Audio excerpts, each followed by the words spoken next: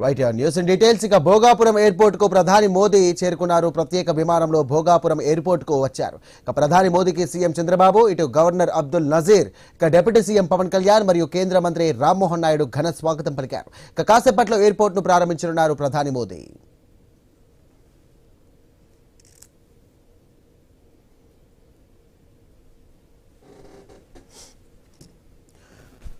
ఇక భోగాపురం చేరుకున్న ప్రధాని నరేంద్ర మోదీకి గవర్నర్, ముఖ్యమంత్రి చంద్రబాబు ఘన స్వాగతం పలికారు. అనంతరం 200 మంది విద్యార్థుల కూచిపూడి నృత్య ప్రదర్శనతో స్వాగతం అందుకున్నారు. ఇక కాసేపట్లో విమానాశ్రయ నిర్మాణ పనులను కూడా పరిశీలించనున్నారు. అనంతరం భోగాపురం అంతర్జాతీయ విమానాశ్రయాన్ని అధికారికంగా ప్రారంభించి శిలాఫలకాన్ని ఆవిష్కరించనున్నారు.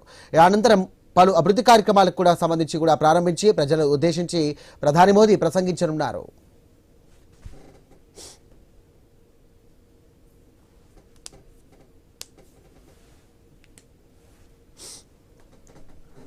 రైట్ భోగాపురం ఎయిర్పోర్ట్ ప్రధాని మోదీ కూడా చేరుకున్నారు. ఈ సందర్భంగా అల్లూరి సీతారామరాజు ఇంటర్నేషనల్ ఎయిర్పోర్ట్ కి సంబంధించి కూడా మనం విజువల్స్ లో చూస్తున్నాం. అత్యాధునిక టెక్నాలజీతో కూడా ఈ యొక్క ఎయిర్పోర్ట్ ని కూడా నిర్మించారు. దాదాపు 3 లక్షల మందికి పైచిలకు ప్రజలు కూడా ఈ యొక్క సభకు హాజరయ్యారు. దీనికి సంబంధించి మనం అప్డేట్స్ చూస్తున్నాం. ఇటు రాష్ట్ర గవర్నర్ అబ్దుల్ నజీర్ మరియు ముఖ్యమంత్రి చంద్రబాబు మరియు డిప్యూటీ సీఎం పవన్ కళ్యాణ్ మరియు కేంద్ర మంత్రి రామ్మోహన్ నాయుడు తదితర మంత్రులు మరియు ఎమ్మెల్యేలు కూడా ఇటు ప్రధాని మోదీకి ఘన స్వాగతం పలికారు. రైట్, ఇదే అంశానికి సంబంధించి మరిన్ని డీటెయిల్స్ అందించడానికి మా కరెస్పాండెంట్ రాము సిద్ధంగా ఉన్నారు. రాము, చెప్పండి, ప్రధాని మోదీ చేరుకున్నట్టుగా తెలుస్తోంది, ఏంటి దానికి సంబంధించినటువంటి అప్డేట్స్ ఏంటి?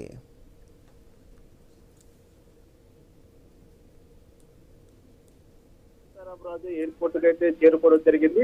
అంటే ప్రధానికి గవర్నర్ అబ్దుల్ నజీర్, ముఖ్యమంత్రి చంద్రబాబు నాయుడు, డిప్యూటీ సీఎం పవన్ కళ్యాణ్, అదేవిధంగా విమానయాన శాఖ మంత్రి రామ్మోహన్ నాయుడు కూడా స్వాగతం పలకడం అయితే జరిగింది. అయితే ముఖ్యంగా మనం చూసుకోవచ్చు, ఇప్పుడే టెర్మినల్ రన్వే ఇతర సౌకర్యాలను కూడా పరిశీలిస్తున్న నేపథ్యంలో అంతర్జాతీయ విమానాశ్రయం టెర్మినల్ కూడా ప్రధాని నరేంద్ర మోదీ ప్రారంభిస్తున్నారు. అయితే ముఖ్యంగా చూసుకుంటే 13,500 మంది గిరిజన మహిళలు, విద్యార్థులతో జింసా నృత్యంతో ప్రధాని నరేంద్ర మోడీకి స్వాగతం కూడా పలుకుతున్న పరిస్థితిని అయితే మనం చూస్తున్నాము. అయితే ప్రధాని నరేంద్ర మోడీ 11 అరగంట సేపు ఏదైతే విమానాశ్రయానికి సంబంధించిన సౌకర్యాలను అలాగే టెర్మినల్ రన్వేను కూడా పరిశీలిస్తారు. పరిశీలించిన అనంతరం కూడా 11:30 గంటలకైతే వేదిక వద్దకి చేరుకుంటున్నారు ప్రధాని నరేంద్ర మోడీ. ముఖ్యంగా చూసుకుంటే షెడ్యూల్ ప్రకారమే నరేంద్ర మోడీ ప్రధాని భోగాపురం ఎయిర్పోర్ట్ అయితే చేరుకోవడం జరిగింది. 11:30 నుంచి 12:55 వరకు కూడా బహిరంగ సభలో ప్రధాని నరేంద్ర మోడీ తమ స్పీచ్ అయితే ఇవ్వడం జరుగుతుంది. అయితే ముఖ్యంగా చూసుకుంటే ప్రధాని నరేంద్ర మోడీ ఎయిర్పోర్ట్ కు సంబంధించి కూడా ఇప్పటికే భారీగా పోలీసు ఆంక్షల నడుమ ప్రధాని నరేంద్ర మోడీ యొక్క భోగాపురం టూర్ అయితే కంటిన్యూ అవుతుందని చెప్పుకోవచ్చు. అయితే ముఖ్యంగా ప్రధాని నరేంద్ర మోడీ విమానాశ్రయంతో పాటు జిఎంఆర్ స్కిల్ డెవలప్మెంట్ సెంటర్ ను అలాగే aviation hub university, GMR MANSAS Educity కూడా ప్రారంభించనున్నారు. ఈ నేపథ్యంలో ముఖ్యంగా చూసుకుంటే ప్రధాని నరేంద్ర మోడీ రాక కోసం లక్షలాది మంది ప్రజలు ఎదురు చూస్తున్నారు. ఇప్పటికే 3 లక్షల పైగా ప్రజలైతే వేదిక వద్దకు చేరుకున్న పరిస్థితి కనిపిస్తుంది. ముఖ్యంగా చూసుకుంటే అటు భోగాపురం, శ్రీకాకుళం మధ్యలో, ఇటు విజయనగరం భోగాపురం, విశాఖపట్నం భోగాపురం మధ్యలో సుమారు ఎటు చూసినా 3 కిలోమీటర్ల వరకు ట్రాఫిక్ జామ్ అయిపోయింది. సుమారు 2 లక్షల మంది ట్రాఫిక్ లో ఇరుక్కుపోయారని చెప్పుకోవచ్చు. ఇప్పటికే 3 లక్షల మంది అయితే వేదిక వద్దకు చేరుకున్న పరిస్థితి అయితే కనిపిస్తుంది. అది ఎక్కడికెక్కడ అనుకున్న స్థాయి కంటే ఎక్కువ వాహనాలు పెట్టడం, ఎక్కువగా భారీగా జనాలు తరలిరావడం, ముఖ్యంగా ఉత్తరాంధ్రలో భారీగా పబ్లిసిటీ చేయడం, కూటమికి సంబంధించిన 3 పార్టీల నాయకులు కూడా పబ్లిసిటీ చేసి ప్రత్యేక బస్సులను ఏర్పాటు చేయడంతో భారీగా ప్రజలైతే రావడం జరిగింది. ఈ నేపథ్యంలో ప్రధాని నరేంద్ర మోడీ అయితే ఈ భోగాపురం ఎయిర్పోర్ట్ కి సంబంధించి టెర్మినల్ రన్వే ఇతర ఇవి కూడా చూస్తున్న పరిస్థితి. అంతేకాకుండా ఉత్తరాంధ్ర సాంప్రదాయాన్ని తిలకించేలా విమానాశ్రయంలో ఉన్న చిత్ర పటాలను కూడా ప్రధాని నరేంద్ర మోడీ వీక్షిస్తున్న పరిస్థితి అయితే కనిపిస్తుంది. ముఖ్యంగా దింసా నృత్యం, గిరిజన కళాకారుల దింసా నృత్యాన్ని మాత్రం ప్రధాని నరేంద్ర మోదీ వీక్షిస్తున్న పరిస్థితి అయితే కనిపిస్తున్నాయి.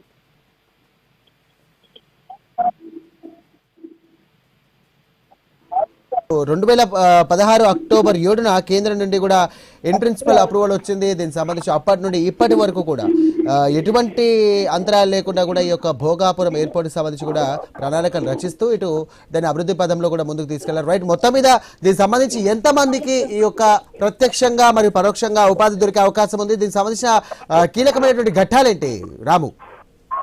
ఏదైతే భోగాపురం సంబంధించి ఉత్తరాంధ్ర టాస్క్ ప్యానల్ గా మనం చెప్పుకోవచ్చు. ఇప్పటికే ప్రత్యక్షంగా 27 మందికి ఉపాధి అవకాశాలు కల్పిస్తాయి, పరోక్షంగా కూడా 1,00,000 మందికి పైగా ఉపాధి అవకాశాలు కల్పిస్తామని చెప్తున్నారు. అంతేకాకుండా భోగాపురం ఎయిర్పోర్ట్ కు అనుసంధానంగా మనం చూసుకుంటే ఐటీ హబ్, ఇతర హోటల్ సంబంధించి కావచ్చు, వాణిజ్య పరంగా కూడా అభివృద్ధి జరిగే పరిస్థితి అయితే కనిపిస్తుంది.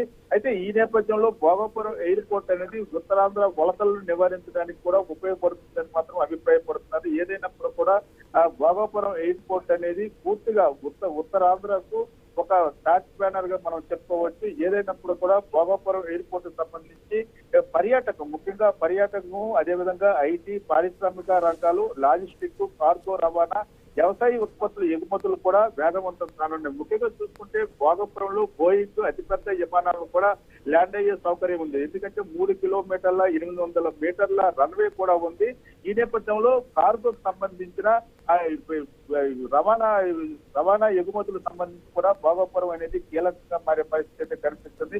మొత్తంగా ఉత్తరాంధ్ర అభివృద్ధి చరిత్రలో ఈ రోజు ఒక చారిత్రక ఘట్టంగా చెప్పుకోవచ్చు. ఎన్నో ఏళ్ల నిరీక్షణ, ముఖ్యంగా చూసుకుంటే 31 నెలల్లోనే, రికార్డు స్థాయిలో 31 నెలల్లోనే జిఎంఆర్ సంస్థ అనేది ఈ యొక్క ఎయిర్పోర్ట్ పూర్తి చేయడం కూడా ఒక రికార్డుగా చెప్పుకోవచ్చు. ముఖ్యంగా అదే సమయంలో ఉపాధి, పెట్టుబడులు, పరిశ్రమలు, పర్యాటక రవాణా రంగాల్లో కూడా ఒక కొత్త అధ్యాయం ఈ రోజు నుంచి ప్రారంభమైంది అనుకోవచ్చు. ఇది భోగాపురం ఎయిర్పోర్ట్ కు సంబంధించి ప్రధాని నరేంద్ర మోడీ, ముఖ్యమంత్రి నారా చంద్రబాబు నాయుడు, పౌర విమానయాన శాఖ మంత్రి కింజరాపు రామ్మోహన్ నాయుడు, డిప్యూటీ సీఎం పవన్ కళ్యాణ్ కూడా ఆయన వెంటే వెళ్తున్న పరిస్థితి కనిపిస్తుంది. అయితే ఈ టెర్మినల్ ఓపెన్ అయిన తర్వాత ఓపెన్ టాప్ లో ఆ వేదిక వద్దకు ప్రధాని నరేంద్ర మోడీ వచ్చే పరిస్థితి అయితే కనిపిస్తుంటాయి. రైట్, మొత్తం మీద దాదాపు ఎంత వరకు జనాలు వచ్చే అవకాశం ఉంది అండ్ సంబంధించిన భద్రతా ఏర్పాట్లు ఎలా ఉన్నాయి? ముఖ్యంగా ప్రధాని మోదీ పర్యటన అంటే దాదాపుగా కేంద్ర బలగాలు సంబంధించి కూడా వారు మొత్తం మీద తమ ఆధీనంలో తీసుకుంటారు. ప్రస్తుతం అక్కడ ఉన్నటువంటి భద్రతా సంబంధించినటువంటి ఏర్పాట్లపైన ఏమైనా డీటెయిల్స్ ఉన్నాయా?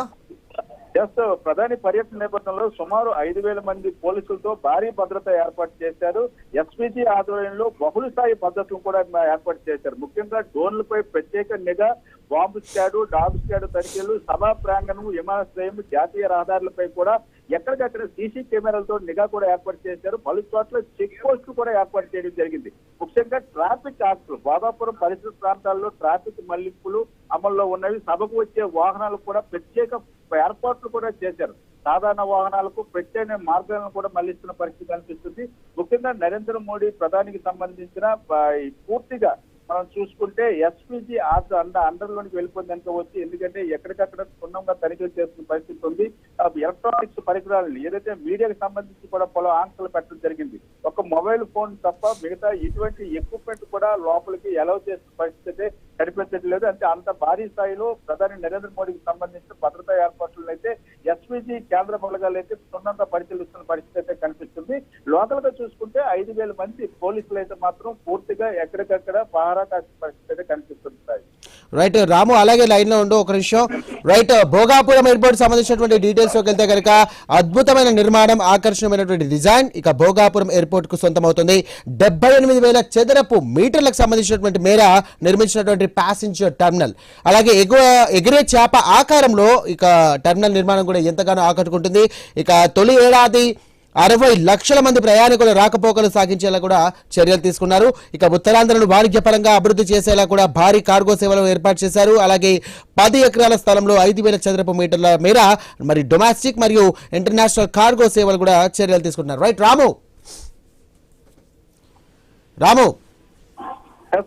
రాము, ఒక విధంగా చెప్పాలంటే ఇది క్రెడిట్, ఒక విషయం రాము, ఇప్పుడు ప్రారంభోత్సవ టైంలో ఇది మాట్లాడచ్చో లేదో తెలియదు కానీ ఇది క్రెడిట్ వారైతే నడుస్తోంది. మాది అంటే మాది అన్నట్టుగా ఇటు కూటమి సర్కార్ పైన వైఎస్ఆర్సీపీ పైన కూటమి సర్కార్ నడుస్తోంది. అక్కడ ఏదైనా ఇలాంటి ప్రభావం కనిపించే అవకాశం ఏమైనా కనిపిస్తోందా? ప్రస్తుతానికి అయితే ఎక్కడికక్కడ ఏదైతే లోకల్ గా ఉన్న వైసీపీకి సంబంధించిన నాయకులను అయితే హౌస్ అరెస్ట్ చేసినట్లయితే బాగా అనిపిస్తుంది. అయితే ముఖ్యంగా చూసుకుంటే గత నెల రోజులుగా కూడా వైసీపీ, టీడీపీ మధ్య క్రెడిట్ వార్ అయితే జరుగుతుంది. ఎందుకంటే వైఎస్ జగన్మోహన్ రెడ్డి ముఖ్యమంత్రి అయిన తర్వాత ఈ ల్యాండ్ ఎక్వైరీకి సంబంధించి రైతులకు డబ్బులు ఇవ్వడంతో పాటు శంకుస్థాపన కూడా జగన్మోహన్ రెడ్డి చేయడం జరిగింది. ఈ నేపథ్యంలో అప్పుడే ఈ పనులను అయితే ప్రారంభించారు. ఆ పనులు ప్రారంభించిన నేపథ్యంలో దీన్ని కూటమి ప్రభుత్వం వచ్చిన తర్వాత పూర్తయిందని చెప్తున్న పరిస్థితి కనిపిస్తుంది. అయితే ఈ ఎయిర్పోర్ట్ కు సంబంధించి పూర్తిగా ఏదైతే కేంద్ర అనుమతులతో నుంచి భూసేకరణ వరకు కూడా ఆ వైసీపీ ప్రభుత్వం హయాంలోనే జరిగిందని మాత్రం వైసీపీ నాయకులు ఈ క్రెడిట్ అనేది ఆ వైసీపీకి దక్కుతుందని చెప్తున్న పరిస్థితి కనిపిస్తుంది. అయితే ఆల్మోస్ట్ పూర్తయిన తర్వాత దీన్ని కూటమి ప్రభుత్వం వచ్చిన తర్వాత ఈ క్రెడిట్ స్టోరీ చేస్తుందని మాత్రం పూర్తిగా చెప్తున్న పరిస్థితి కనిపిస్తుంది. ఏదైనప్పుడు కూడా రైతులు కూడా కొంత నిరాశ చెందుతున్న పరిస్థితి ఉంది. ఎందుకంటే వారికి అనుకున్న వరకు ప్యాకేజీలు రాలేదని ఇంకా భూ పరిహారం కూడా అందలేదని రైతులు కూడా కొంత ఆందోళన చేస్తున్న పరిస్థితి అయితే కనిపిస్తుంది.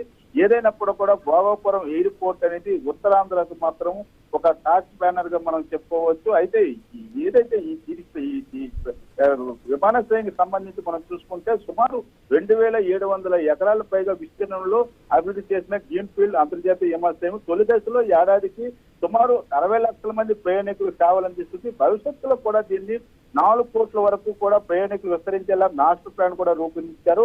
ముఖ్యంగా రన్వే చూసుకుంటే 3 కిలోమీటర్ల 800 మీటర్ల రన్వే ఉంది. ఆధునిక టెర్మినల్, కార్గో సదుపాయాలు, డిజిటల్ చెక్ ఇన్ వ్యవస్థలు, పర్యావరణ రహిత నిర్మాణం విమానాశ్రయం కలగా ప్రత్యేకతలుగా చెప్పుకోవచ్చు. అయితే ఇప్పుడు మీరు అన్నట్లు ఏదైతే క్రెడిట్ స్టోరీలో భాగంగా కూడా రైతులు కూడా ఈ ప్రాజెక్ట్ నిర్మాణంలో ప్రధాన చర్చగా నిలుస్తుంది. భూములు కోల్పోయిన కొందరు రైతులకు మెరుగైన పరిహారం, పునరావాసం కోరుతూ గతంలో పలుమార్లు ఆందోళన కూడా చేశారు. మరోవైపు ప్రభుత్వం మాత్రం పరిహారం చెల్లించామని, పునరావాస చర్యలు చేపట్టామని చెప్తున్న అంశంలో ఇప్పటి వరకు కూడా భిన్నాభిప్రాయాలు అయితే ఏర్పడుతున్నాయి. కొత్త రైతులకు సరైన ప్యాకేజీలు ఇవ్వలేదు, పునరావాసం కల్పించలేదని రైతులు చెప్తుంటే అటు వైసీపీ కూడా తమ హయాంలో ఈ యొక్క భూశాఖకు సంబంధించి కావచ్చు, కేంద్ర అనుమతులకు సంబంధించి కావచ్చు పనులు కూడా ప్రారంభించామని చెప్తున్న పరిస్థితి అయితే కనిపిస్తుంది. సాయి రైట్ రాము, ఒక విధంగా చూసుకుంటే కనుక ఇది అక్కడ ఉన్న ఆంధ్ర ప్రజలకు సంబంధించి కూడా ఇటు ఉమ్మడి సంబంధించి ఆంధ్ర ప్రజలకైతే నిజంగా చాలా అదృష్టం అనుకోవాలి. సో వారి మాటలు ఏమన్నా మనకు మాట్లాడించారా ఏంటి, అసలు అక్కడ ఉన్న ప్రజలు ఏమంటున్నారు ప్రస్తుతం దీనిపైన? ప్రస్తుతానికైతే మనం చూసుకుంటే ఉత్తరాంధ్రకు సంబంధించి విశాఖపట్నం, శ్రీకాకుళం, అదేవిధంగా విజయనగరం జిల్లాలకు సంబంధించి అందరూ కూడా అందుబాటులో ఉన్న ఎయిర్పోర్ట్ గా మనం చెప్పుకోవచ్చు. ఎందుకంటే గతంలో ఉన్న ఎయిర్పోర్ట్ విశాఖపట్నం ప్రజలకు మాత్రమే అందుబాటులో ఉండేది. ఇప్పుడు 3 జిల్లాలకు సంబంధించి కూడా అభివృద్ధి చెందుతుంది. ఎయిర్పోర్ట్ వచ్చిందంటే చుట్టుపక్కల ఐటీ యాప్ కావచ్చు, ఇతర పరిశ్రమలు కూడా రావడానికి ఎక్కువగా అవకాశాలు కనిపిస్తున్నాయి. అటు మనం చూసుకుంటే శ్రీకాకుళం సంబంధించి మూలపేట పోర్టు నుంచి ఇక్కడ భోగాపురం ఎయిర్పోర్ట్ కూడా సుమారు 50 కిలోమీటర్ల దూరం మాత్రమే ఉంటుంది. ఈ నేపథ్యంలో అన్ని సౌకర్యాలు కూడా ఇటు వైజాగ్ పోర్టు కావచ్చు, అటు శ్రీకాకుళం సంబంధించి మూలపేట పోర్టు కావచ్చు, భోగాపురం ఎయిర్పోర్ట్ కావచ్చు, ఈ మధ్యలో సుమారుగా చూసుకుంటే 193 కిలోమీటర్ల కోస్టల్ కారిడార్ కూడా పూర్తిగా డెవలప్ అయ్యే అవకాశాలు అయితే స్పష్టంగా కనిపిస్తున్నవి. ఈ భోగాపురం ఎయిర్పోర్ట్ కూడా భారతదేశంలోనే కాకుండా ప్రపంచంలోనే అతిపెద్ద ఎయిర్పోర్ట్ గా మనం చెప్పుకోవచ్చు. మరి ఈ ఎయిర్పోర్ట్ కు సంబంధించి వాణిజ్య పరంగా కూడా ఎంతో ఉపయోగపడుతుందని ఆశిస్తున్నారు. ఉత్తరాంధ్ర వెనుకబడి తరం నుంచి పూర్తిగా అభివృద్ధి పదంలో దూసుకుపోయేందుకు ఎయిర్పోర్ట్ కూడా కీలక భూమిక పోషించే అవకాశాలు కనిపిస్తున్నవి.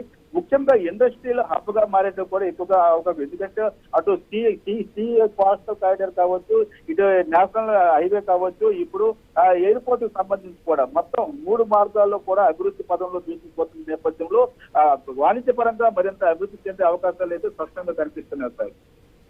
Right, thank you Ramu.